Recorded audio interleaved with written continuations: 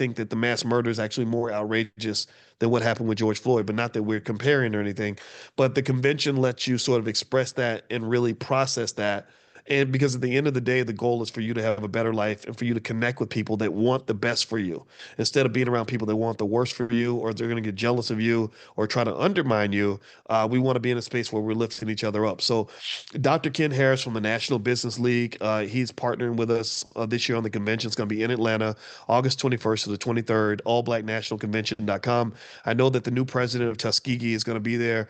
He seems like a really smart guy. Our middle daughter is going to go to Tuskegee, and so the president of Tuskegee is going to be there, and I look forward to meeting him. And I love the way he's running that campus. I mean, I think they finally have an aviation program there, which was surprising because I've heard of the Tuskegee Airmen, so I assumed that they'd had it all along. But he's bringing that back, and he's really done a lot to educate the students, but also keeping them safe because they actually had a mass shooting on their campus too, right? This violence is kind of everywhere. And the thing about it that bothers me is that we're so used to it and so okay with it and not allowed to really talk about it, right? Because there are people that'll tell me black on black crime doesn't exist. I'm like, well, what do you call it when a black person murders another black person? Maybe it's something else, but I don't care what you call it, it needs to stop, right? Whatever you call it, our babies. So you spend more time working on how you're going to label an issue than you spend talking about how you're going to fix an issue. Because remember, every time a black child dies, that's murdering black wealth. I mean, among other things, right? You're losing things more valuable than money. But a family that deals with that kind of pain and trauma has a much harder time building wealth than a family that has peace, prosperity, safety, and security. A peaceful, safe environment is productive. It produces possibilities.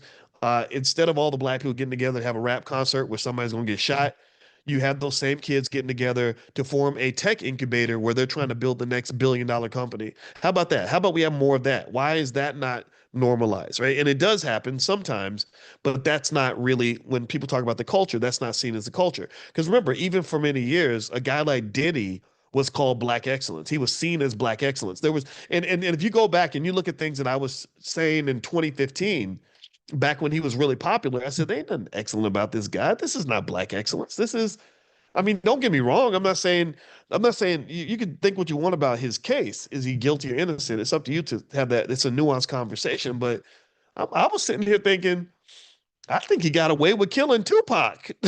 Like, if you had me bet money, like, who do you think played a role in getting Pac killed? I would be like, oh, it's probably him because he made that song, F Bad Boy, F you, F everybody as a staff, as a record label, and as a MFing crew, right?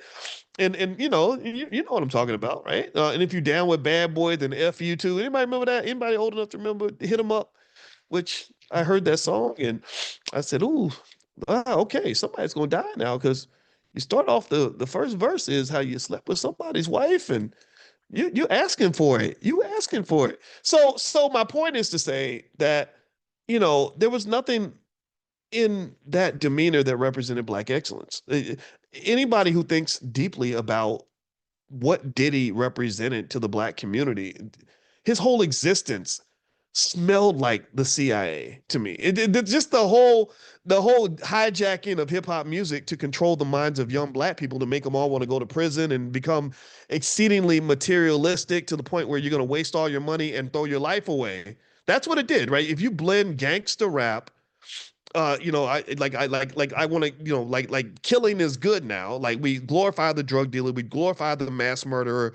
If the more black people you kill, the more we admire you. So you blend the KKK gangster rap with the Diddy excessive materialism, party all the time, not anything productive. You're always at a party. You're always spending money on Louis and Gucci, like all this. So you blend those two things together, all you got is a whole culture that's built on excessive materialism, a lack of productivity, and violence. You blend all that together. You're not productive. You're wasting all your money, and you're glorifying the murder of black people. What kind of wealth is going to come out of a community like that? What kind of wealth is going to come out of a community where you're looking up to people? You're looking up to a 50-year-old man who's been dancing since he was 21 years old. He's 50 something years old, dancing like he's a teenager. That is not black excellence. There's no black excellence there.